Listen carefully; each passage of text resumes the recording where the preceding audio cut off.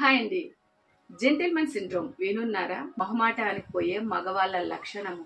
ఈ మొహమాటంతో చాలా మంది జెంట్సు సమస్యల్లో ఇరుక్కుంటూ ఉంటారు. వాళ్ళ మొహమాటానికి మంచి అనిపించుకోవడానికి తాహతకు మించిన సహాయాలు చేయడం, తాహతకు మించి ఎదుటి వారికి హెల్ప్ చేయడం వల్ల వాళ్ళే సమస్యల్లో ఇరుక్కుంటూ ఉంటారు. చిన్న దశలో కూడా గమనించండి, పిల్లలు వారికి ఈత రాకపోయినా లేదంటే ఇంకేదన్నా బైక్ రైడింగ్ లాంటివి రాకపోయినా మొహమాటానికి నా ఫ్రెండ్ ఏమనుకుంటాడు అని చెప్పి ఈత కొట్టడానికి వెళ్ళి ప్రాణాలు కోల్పోయిన పిల్లలు ఉన్నారు. అదే విధంగా రైడింగ్స్ లో కానీ టూర్లు అంటూ నా ఫ్రెండ్ ఏమనుకుంటాడో అని వాళ్ళకి ప్రయారిటీ ఇచ్చి వీళ్ళ సమస్యల్లో ఇరుక్కుంటూ ఉంటారు. అదే విధంగా ఆడవాళ్ళకి మాత్రం ఇలాంటి సిండ్రోమ్ లేకుండా పోతుందా?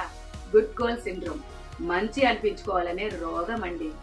మన పని మనం చేసుకుంటూ పోతే ఎదుటివారు గుర్తిస్తున్నారా లేదా అనేది అవసరం లేదు. నీ పని నువ్వు పర్ఫెక్ట్ గా చేసుకుంటూ పోతుంటే నీకు గుడ్ గర్ల్ అనేటటువంటి ట్యాగ్ ఆటోమేటిక్ గా వస్తుంది.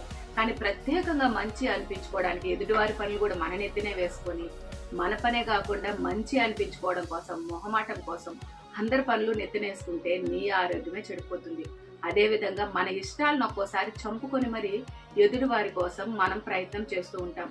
ఇలాంటి మొహమాటాలనే ఆడవాళ్ళలో ఉంటే గుడ్ గర్ల్ సిండ్రోమ్ అంటారు.